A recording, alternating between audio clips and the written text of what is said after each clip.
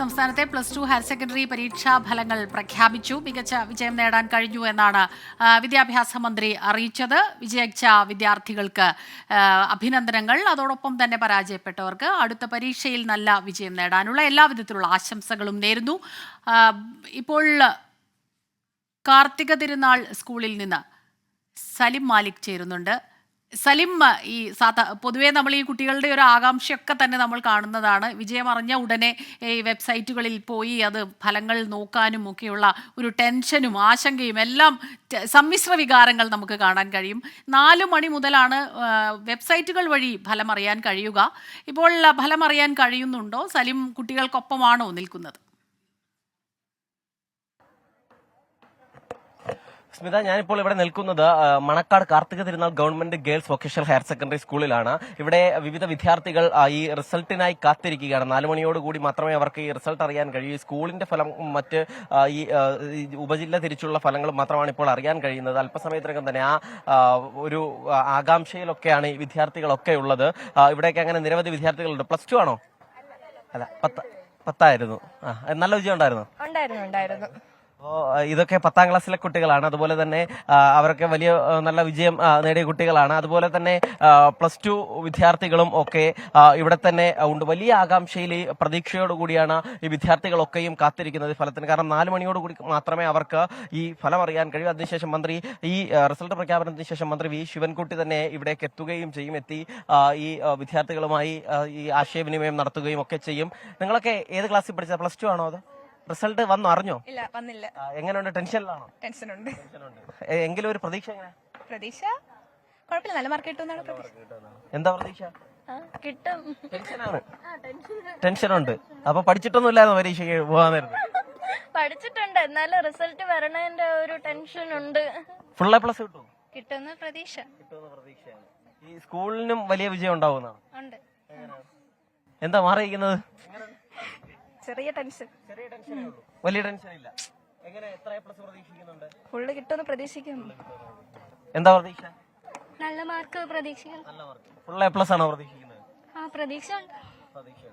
എന്താ പ്രതീക്ഷ? എന്താ? നല്ല മാർക്ക് കിട്ടുമെന്നാണ് പ്രതീക്ഷ.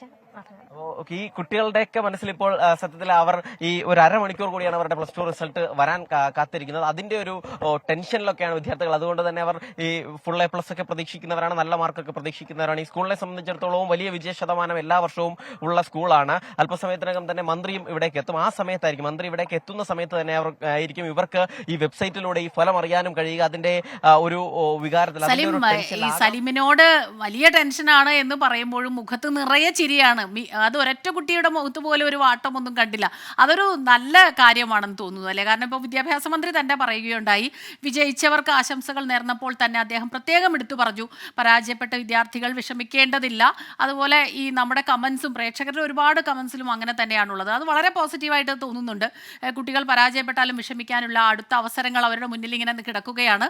മാതാപിതാക്കൾ ആ കുട്ടികളെ വിഷമിപ്പിക്കരുത് എന്നൊക്കെ പറഞ്ഞ് റിക്വസ്റ്റുകളൊക്കെ തന്നെ നമ്മുടെ പ്രേക്ഷകർ അയക്കുന്നത് കണ്ടു. വളരെ പോസിറ്റീവായിട്ടുള്ള ഒരു കാര്യമാണ്.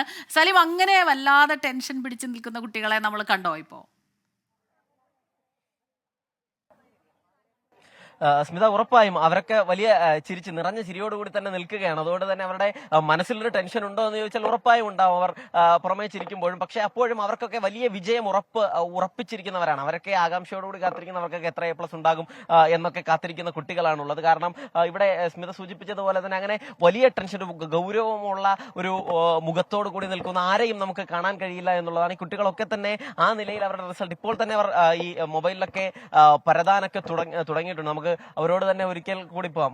അതെ, നിങ്ങളെ വലിയ ടെൻഷനിലെന്നൊക്കെ പറയുന്നു, പക്ഷെ എല്ലാവർക്കും ഇവിടെ ചിരിച്ച മുഖമാണ്. അപ്പോൾ അത്രയും കോൺഫിഡൻസ് ആണ്. ടെൻഷൻ കാരണം അതെ, ടെൻഷൻ കാരണമാണ് അവർക്ക് ചിരി വന്നത് എന്നുള്ളതാണ്. അങ്ങനെ പിന്നെ എന്തായാലും അവരെ സംബന്ധിച്ചിടത്തോളം ഇപ്പോഴും ആ തമാശയൊന്നും കൈവിടാതെ തന്നെയാണ് അവർ ഈ റിസൾട്ടിനായി കാത്തിരിക്കുന്നത്. അല്പസമയത്തിനകം തന്നെ അവരുടെ റിസൾട്ട് അറിയാനും കഴിയും. സ്മിത, സലീമിനെ കണ്ടിട്ടാണോ എന്ന് എനിക്കൊരു സംശയം. അവരുടെ എല്ലാവരുടെയും ഒരു ചിരി സൗഹൃദത്തോടു കൂടിയുള്ള ഒരു ചിരി കൂടിയാണ്. പിന്നെ അവർക്കറിയാലോ ഇപ്പോൾ ഓണയറിൽ വരും എന്നുള്ളത്.